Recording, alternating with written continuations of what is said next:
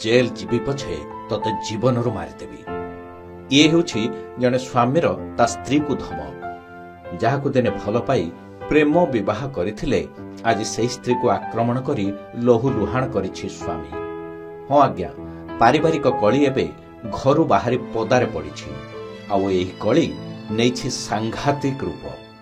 परिवार अदालत रे छाड़पत्र मामला चलिथिबा बेले स्त्री को मरणांतक आक्रमण करिछि शैतान स्वामी। एभली अभावनीय घटना बालेश्वर रेल स्टेशन निकटर एक टिकेट काउंटर रे देखिबाकू मिलिछि।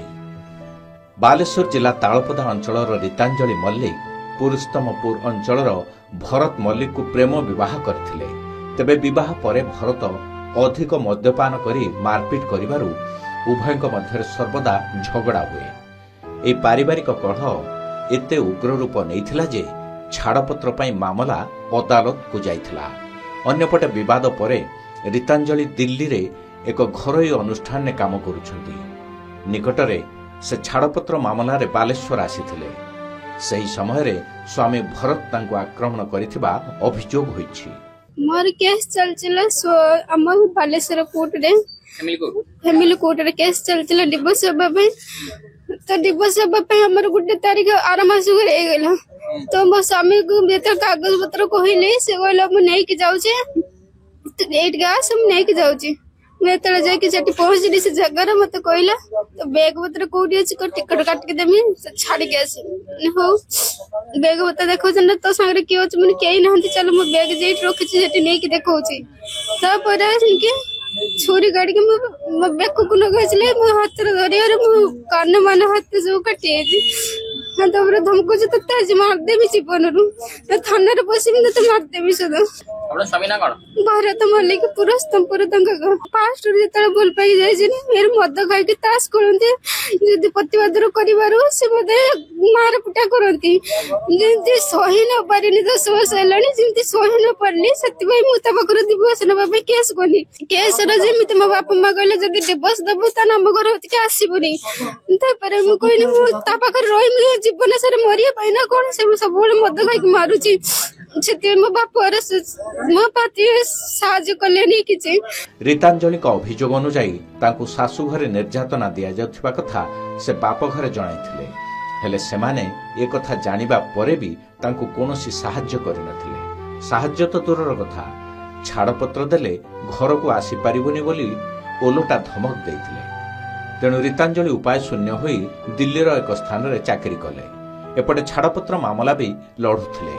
तेबे छाड़पत्र पाई रीतांजलि को स्वामी भरत को पाखरे किछि आवश्यक कागज पत्र थिला, जहाकू आज फेराई देबाकू कही भरत रीतांजलि को बालेश्वर स्टेशन निकट को डाकिथिले।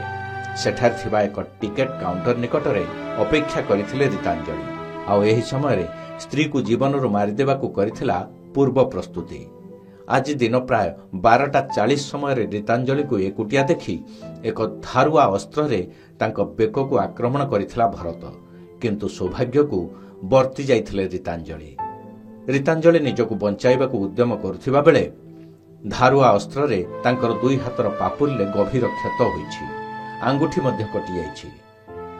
तेबे आक्रमण परे स्वामी भरत घटनास्थल रु फेरार होई जाइथिला। एही समय रे पीसीआर भ्यान घटनास्थल रे पहुंची गुरुतर युवती को बालेश्वर मुख्य चिकित्सालय रे भर्ती करथिले। तांकर चिकित्सा चलीछि। सकाळे आस्तिले 8:30 पाखापाखि दिल्ली जे बोली कहे टिकट काटिया पे आमे कहलु एति पैसा पड़िबो आ आपन आधार कार्ड एटा काहे को देखांदु। से कहले पैसा नै ओपरे मु पैसा नै के आसी काटि आ एति कथा ही चली जे। तापर कोन हिच आ एई तो घटना हिच आ तापर एटा हो सकाळ 8टा 8:30 9टा पाखापाखि रे घटना। तापर से आमे मु देखिला बेलकू से भीतर से पाखरे से पाटिचंड बुजुर हैला। आ भाबले जे भांगा मुई होतला साप भाप हैला कि पाटिचंड हैला। देखिला बेलकू मु देई गेला बेलकू से दी जण से ये बाबू जनक आ ये बाबू ताको छाड़ा छड़ी करचंती। आ जण के ये मु देखिने से एमते भिड़ा भिड़ी हिचंती। एति होजे को देखिस। तापर देखिला बेलकू से तो पळैला से आ जण के मन को जे से ता हजबेंड बोली समस्त कहउजंती। स्वामी स्त्री मध्य झगड़ा तो नीतिदिनिया कथा, हेले एही झगड़ा एभली भयंकर रूप नै पारे ताहा आज समस्त को चकित करिछि। पुलिस एबे फेरार स्वामी को खोजुछि। तेबे असल घटना कोन एवं आक्रमण पछरे आउ किछि कारण रहिछि कि ତାହା ଭରତ ଧରା ପଡ଼ିଲେ ହିଁ ସ୍ପଷ୍ଟ ହେବ। ବାଲେଶ୍ୱରରୁ ଆଶୁତୋଷ ମଲ୍ଲିକଙ୍କ ରିପୋର୍ଟ, କେ ନ୍ୟୁଜ୍ ଓଡ଼ିଶା।